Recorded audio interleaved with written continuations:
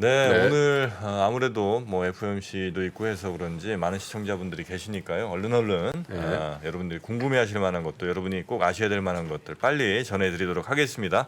자, 그럼 오늘 네. 아침 시장에 대한 또 깊이 있는 이야기 우리 박병창 부장님 모시고 말씀 들어보죠. 교보증권 박병창 부장님 어서 오십시오. 예, 어서 오세요. 안녕하십니까. 네, 예. 자 어떻게 FOMC 실시간 보셨습니까? 아닙니다. 아 주무셨어요? 네. 네, 끝나고 고맙습니다. 봤습니다. 아니, 제 편이 한 명도 없는 줄 알고 다들 안 주무신 줄 알고 예, 저는 잤거든요. 예.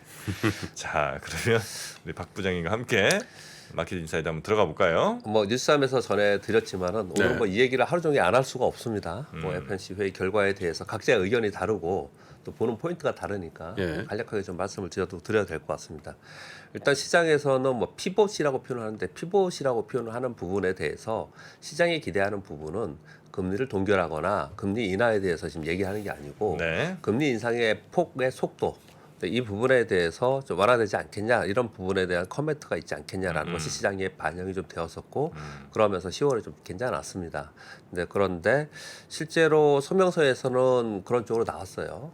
그래서 시장이 약법 시작해가지고 75bp 금리 인상하고 나서 서명서 나왔을 때 인플레나 그리고 경제 금융시장을 고려하면서 금리 인상 속도 조절하겠다라는 내용이 나오면서 장중에 플러스 1%까지 상승을 했었습니다.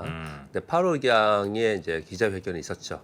속도 조절에 대해서는 똑같은 얘기를 했습니다. 그러나 최종 금리 수준은 상향될 수 있다. 요 한마디로 인해서 시장이 급격하게 하락을 시작을 해서 전반적으로 큰 폭 하락을 마감했습니다.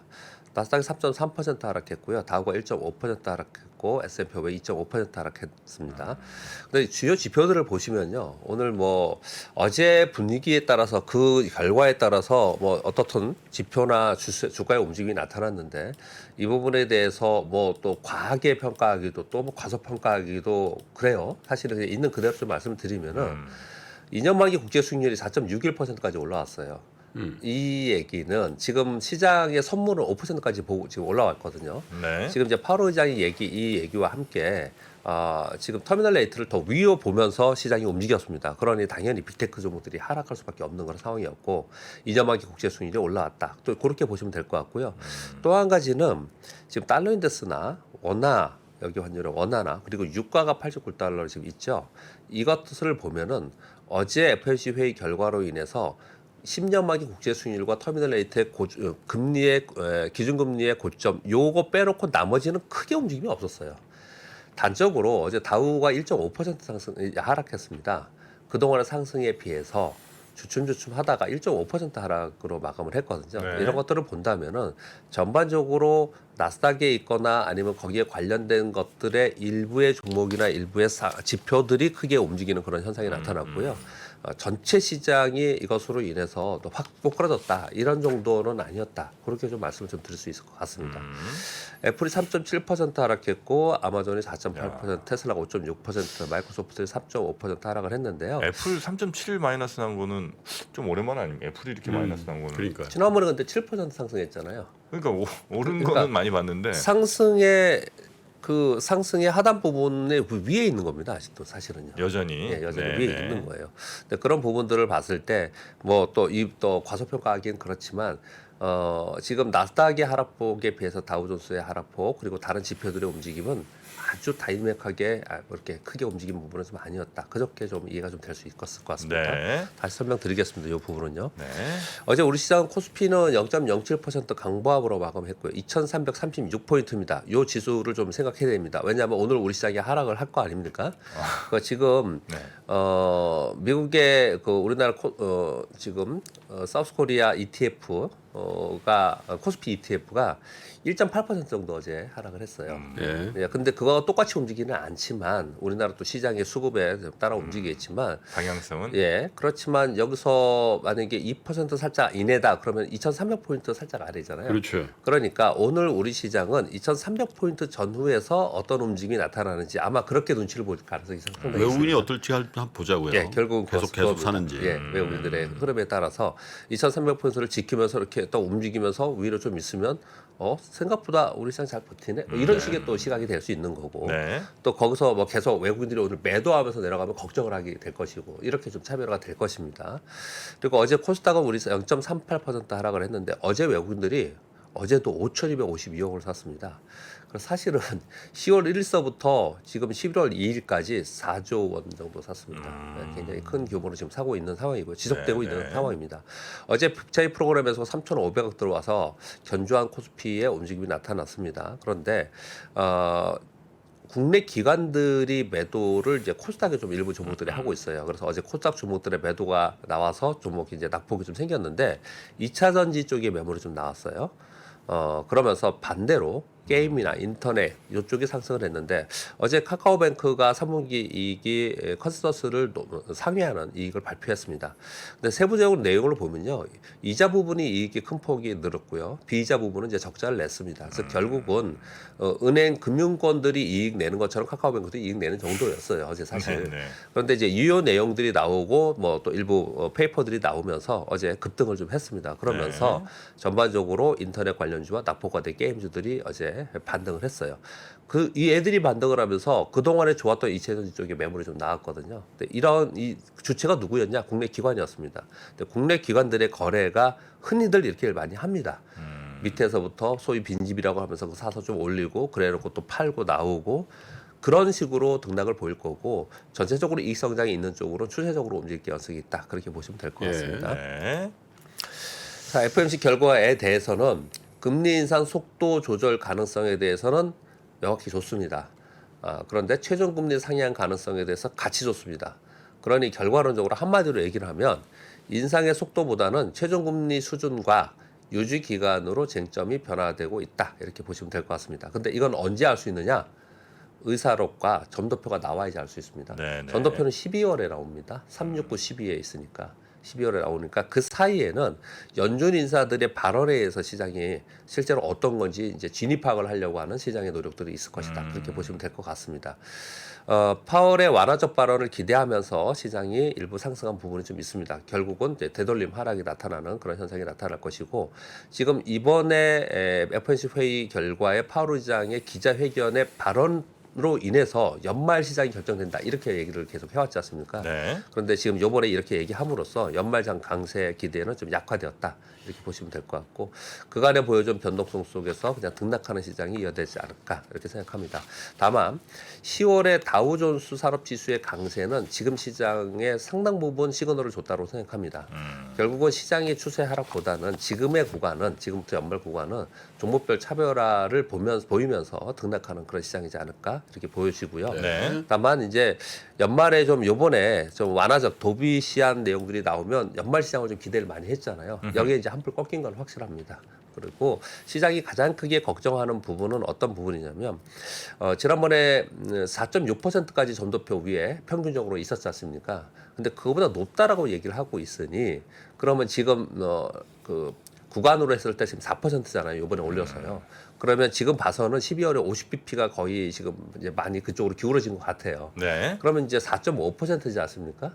근데 그 이후에 25bp 올리냐 뭐 이런 얘기를 했었는데 그 이후에 25bp를 두 번 올리던 50bp를 올리던 하면 5%를 찍잖아요. 근데 이 5% 5자의 걱정을 많이 하는 겁니다. 왜 그러냐면요. 08년대 글로벌 금융위기 직전에 그리고 과거에 우리 아시아 금융위기 전에 미국 금리가 이 5% 위까지 끝까지 올렸어요. 그래서 5%의 걱정을 많이 하고 있는데 파월 의장이 그렇게 얘기를 하니 야 이거 과거와 다르지 않다. 내년도에는 그 후폭풍이 분명히 있을 것이다. 이렇게 얘기들을 지금 하고 있는 상황이라고 보시면 될 것 같습니다. 네. 여하튼 그거는 다음 주에 얘기이고 좀 이따가 뭐 강 의사님 나오신다고 하니까 그런 얘기들을 주로 해주시는 분이니까 여러분들 그걸 들으시면 될 것 같고요. 네. 일단 지금의 상황은 어제도 잠깐 말씀드렸지만 우리나라의 20주 이동 평균선을 맞고 떨어지고 했는데 2,350포인트입니다. 이렇게 말씀드렸잖아요. 근데 이번에 오늘 떨어지면은 어떻든 또 맞고 떨어지는 거 아니냐 이렇게 생각할 수 있잖아요. 이제 차이점은 분명히 있다라는 거예요. 어떤 차이점이 있느냐? 전에보다 물가에 대한 걱정, 금리에 대한 걱정 이런 부분들은 시간이 지나면서 그때보다는 상당 부분 완화된 부분이 좀 있거든요. 그렇기 때문에 그때하고 무조건 똑같다라고 얘기하기보다는 등락의 현상이 나타나면서 추세적인 상승에서는 좀 벗어나지 않을까. 저는 이제 그렇게는 좀 보고 있습니다. 네. 그러니까 우리 시장에서는 아까 김프로님이 딱 언급을 해주신 것처럼 일단 한 1.8% 정도의 지금 ETF의 하락이 있었으니 오늘 뭐 2,300포인트 정도 근처에서 움직일 건데 네. 여기서 외국인들이 매수 기조를 유지해 주느냐 그렇죠. 이거지 않습니까? 일단 환율을 보면요. 환율을 보면 어제 같은 경우에 우리나라 1,423원으로 그렇게 크게 오른 부분도 아니었어요. 여기 환율이. 네, 그런 부분들만 유지되고 있다면 외국인 매수 유지를 좀 기대해 볼 수 있는 방향이고 또 크게 팔지만 않는다면 일단 하락을 방어하는 외국인들의 스탠스가 바뀌지 않아야 된다는 전제 조건이 있는 거죠. 네, 그렇다면 하락을 방어할 거고 하락 방어가 된다면 종목별로 그냥 종목과 테마가 움직이는 그런 시장이 될 거라는 거죠. 왜 이렇게 표현을 드리냐면요. 전반적으로 파월 의장이 도비시한 얘기를 했다면 시장이 위쪽으로 연말 시장이 좀 강하게 가지 않겠냐라는 기대감이 상당 부분 심리가 작용을 했을 거예요. 네. 근데 일단 그게 약간 꺾였기 때문에 이제 거기까지는 볼 수 없는 거고 그래서 종목 장세만 바라보면서 이제 가야 되는 상황이다. 이렇게 말씀을 드리는 것입니다. 네. 워낙 이 뉴스가 많아서요.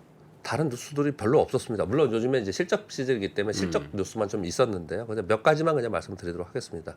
어제 돌아다니는 뉴스 중에 지금 아까 뉴스 3에서 북한 관련된 얘기들 좀 했던데 이런 얘기가 어저께 있었습니다. 이란이 사우디를 공격 가능성이 있다. 월스트리트저널에 이란이 사우디를요? 예, 이런 뉴스가 어저께 계속 있었습니다. 근데 이유가 뭐냐? 이란이 지금 반정부 시위가 굉장히 격화되어 있잖아요. 이거 지금 시선을 돌리려고 하는 전략이 아니냐 이런 얘기들을 하는데, 근데 일단 이란은 공식적으로 부인했습니다. 로이터 통신에서 오늘 아침 보면 이제 부인했고요. 그런데 이제 어떤 것들을 시장에서 바라보는 관점은 이 공격 자체를 관점으로 보는 게 아니고요. 미국과 사우디가 이번 일로 인해서 관계 개선이 되는 게 아니냐. 또 이런 시각도 지금 보면서 이걸 지금 바라보고 있는 것 같습니다. 아무튼 이 뉴스들이 계속 있다라는 부분 말씀드리겠고요. 어디랑 사우디요? 이란이 사우디를 공격한다는 아니 그 거고요. 관계 개선. 미국하고요. 아 미국하고. 미국하고, 예. 아 저기서 공격한다니까 그렇죠. 또 무기 주고 와. 예, 예. 그런데 사실 이런 얘기를 들으면 여러분은 어떻게 들으세요? 야, 이거 굉장히 정치적이구나. 그런 생각 안 들으세요? 아 그러잖아 또 쐈어 또 쐈어. 북한이요? 아 이놈들 아주 또 쐈어 또 쐈어. 아 우리 햄버거나 쏜다니까 참. 걱정입니다. 사실 안 좋은 뉴스 일색입니다. 사실은 보면은요. 근데 뭐 걱정스러운 뉴스가 많으니까 이런 이슈 몇 가지 중요하지 않은 거는 얘기하기도 좀 그러네요. 뭐 완성차 업계의 배터리 합작사에 구애를 하고 있다. 왜 배터리가 없어서 전기차 생산 차질 우려 때문에 완성차 업체들이 우리나라 배터리 업체에 계속 제휴 그리고 협력에 대한 구애를 하고 있다. 이런 뉴스가 있었고요. 그리고 증화펀드 요것만 말씀드릴게요. 증화펀드 조성 완료됐다는 뉴스 여러분 들으셨잖아요. 근데 31일 날 첫 회의를 했다고 합니다. 그래서 지금 비공식적인 얘기를 제가 말씀드리긴 그렇고 어떤 지수대에 진입을 하면 이거 바로 진입한다라는 얘기들까지 지금 여의도에 지금 돌아다니고 있는 상황입니다. 그러니까 위쪽으로 사지는 않겠죠. 그냥 가격을 올리려고 이걸 펀드를 만든 게 아니니까. 네. 공식적으로 이렇게 얘기를 하고 있죠. 시장 기능이 마비 시 정상화하려는 것이다. 이렇게 얘기를 하고 있는데 어떤 지수대 아래로 떨어지면은 들어온다. 이런 얘기들을 좀 하는데 전에 그 2020년도에요. 그 팬데믹 때문에 급락했을 때 있잖아요. 네. 그때 그 공매도 일산시적 금지 있잖아요. 네. 그 얘기를 한다 해놓고 소문이 여의도에서 어떤 지수대 되면은 요거 지금 시행한다 이런 얘기가 있었거든요. 근데 실제로 그런 일들이 있었습니다. 그때도 사전에 그런 적이 있었는데 이번에도 아무튼 준비는 좀 하고 있는 것 같고요. 그래서 시장이 좀 위험해지면은 들어올 가능성이 분명히 있을 것 같습니다. 네. 자, 이 정도 말씀드리도록 하겠습니다. 네. 자 오늘 굉장히 뭐 안 좋은 소식들이 여기저기서 엄청 들려오고 있는 것 같은데요. 네. 불안불안한 뉴스들 사이에서 또 어떻게 잘 우리 중심을 잡을지 한번 고민해 보겠습니다. 오늘 도움 말씀 주신 우리 교보증권의 박병창 부장님 매일매일 감사하고요. 내일 뵙겠습니다. 감사합니다. 감사합니다. 네, 고맙습니다. 저희 3프로TV가 우리나라에서 가장 많은 데이터를 분석하는 송기령 부사장과 함께 미래대학 강의를 선보인 지가 벌써 1년이 지났습니다. 대기업의 임원진들과 기관의 큰 프로젝트로만 제공되던 깊이 있는 통찰을 최초로 온라인을 통해서 공개했었는데요. 여러분들이 보내주신 다양한 피드백을 바탕으로 한층 더 업그레이드해서 다시 돌아왔습니다. 3프로TV 미래대학 확장판. 현상은 벌어진 거고 함의는 그 안에 들어있는 이유란 말이죠. 예측 그러셨는데요. 예측이 아니라 이해입니다. 그렇게 가게 돼 있어요. 누구보다 먼저 사회 변화를 포착하고 자신만의 전략을 수립하시는 귀한 시간이 되실 겁니다. 11월 7일까지 구매하시는 모든 분들께는 송기령 부사장과 함께하는 토크 콘서트 참석의 기회를 드리겠습니다. 영상 하단의 링크를 클릭하시거나 네이버에서 3프로TV를 검색해 주세요.